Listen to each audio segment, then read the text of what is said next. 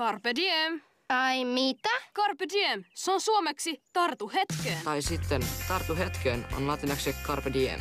Niin, niinkin päin. Niin sai päivän jakso päätökseen. Mä toivon, että kaikki viihtyi. Kerron opetuksen pienoiseen. En suinkaan saarnaamaan mä ryhdy.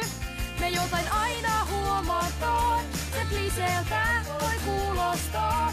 Mut ei vaan tavallista päivää olekaan. Ei tarvi rakentaa sun suunta rataa. Luota itsesi ja anna palaa. Kun kesä alkaa. Nautia hyppele tasajalka. Mun tilaisuus nostaa päätään niin aherretteen. On joka aamupäivä uskon antan tartut hetkeen. No niin, tyypit, se oli mahtavaa, mutta hiotaanpa yhtä juttua. Naiset ja herrat, maailmankuulu koreografi Kenny Ortega. Kiitti, Phineas. No niin, ihmiset, vikassa säkeistössä pannaan käsi tosi suoraksi, siis näin, okei? Ja molempiin suuntiin. Selvä on, energiaa peliin, viikkuusekaa! Ei tarvi rakentaa sun suurta rataa. Luota itseesi ja